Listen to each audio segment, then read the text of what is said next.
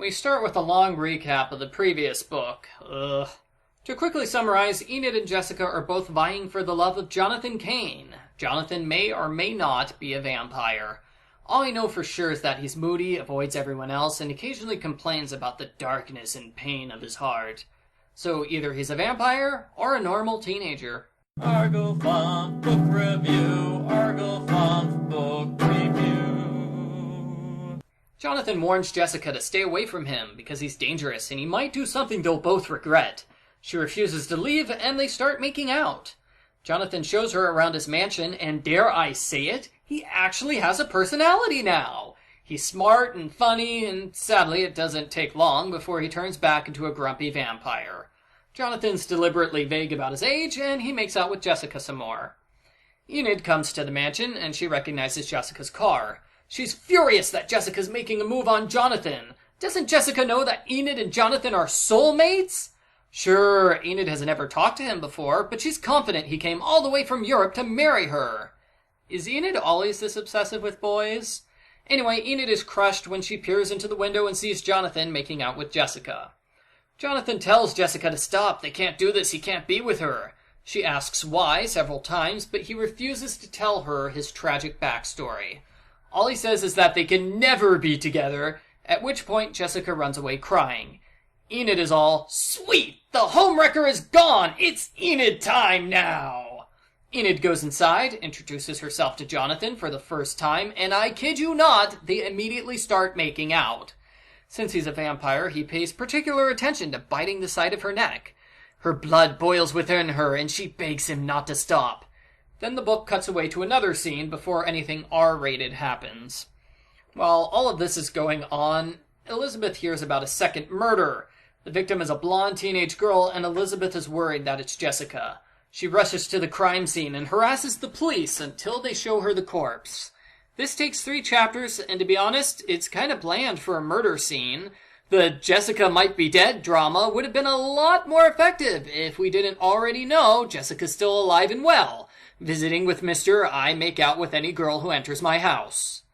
Elizabeth also has love drama. Her boyfriend Todd sees her vacation boyfriend Joey.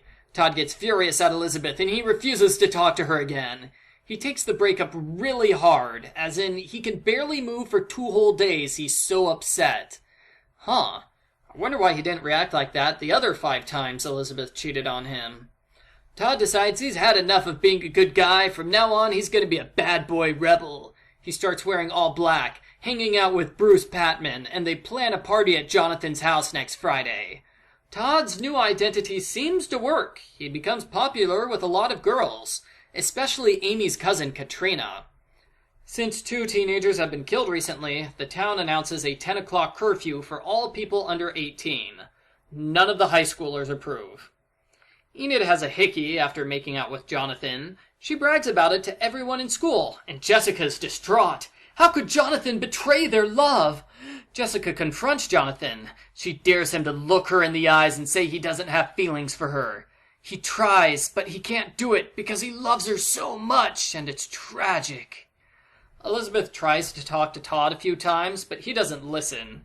She makes a list of pros and cons, trying to figure out which guy she should date. Joey wins by a mile, so she starts dating him. Since Elizabeth is fickle and inconsistent, she immediately starts to hate everything about Joey. She hates the arrogant way he talks. She disapproves of him going to a party on Monday night. She thinks his hair is too long, and she's mad when he takes her to places that remind her of Todd. Clearly, this relationship isn't going to last long. The boyfriend drama comes to a peak when Joey catches Elizabeth in a lie, and he walks away without saying a word. Jonathan remembers the death of his blonde girlfriend in Europe. I bet $5 she looks just like Jessica. He is so sad he asks Enid to come over so they can make out. Jessica catches Jonathan with Enid, and she throws hot soup at him. Jonathan the vampire rips off his shirt and throws it in the fireplace because the pain of the hot soup makes him feel so alive compared to the darkness of his soul. At this point, I had to double check to make sure I wasn't reading Twilight by mistake. I wasn't. At Jonathan's party, everybody shows up in formal wear for some reason. There's some dancing, because otherwise the book's title wouldn't make sense. Jonathan and Jessica have a secret meeting upstairs, where he confesses he doesn't like Enid. He was just using her as a replacement so he could forget Jessica. But he can't forget her, he loves her too much. Jessica forgives him, and they make out for what feels like the 40th time, even though it's only the 3rd. The power goes out and Elizabeth panics. She and Todd get the power turned back on, and they find Katrina'S dead body at the bottom of the stairs. Oh yeah, the scene on the cover? It takes place on the last page of the book. Way to spoil the ending, cover guy. The end. Post-book follow-up. Remember the kitten that Jessica adopted in the first book? The serial killer murders the kitten by sucking out all its blood. Jessica is legitimately horrified, and the young man anguishes because he's causing Jessica pain. Here's my guess as to what this means. Joey! Joey is the serial killer.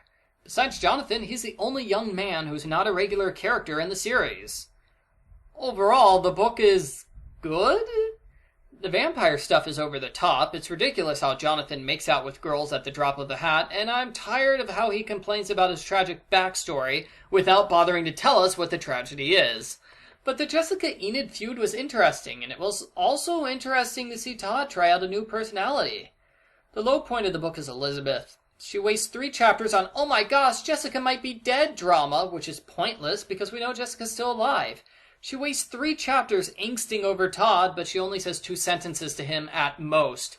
And quite frankly, I didn't find it interesting to see her romance with Joey fall apart, since I never saw her romance with Joey to begin with. Plus, she cried about 10 times. So, bad Elizabeth, okay vampire love drama, interesting to see Todd and Enid transform from bland, nice people to edgy teenagers who are in way over their heads. I'll rate this one higher than the last book, and I await the conclusion where we learn that Jonathan isn't a vampire. He's just a weirdo. I give Sweet Valley High, number 127, Dance of Death, a 7 out of 10.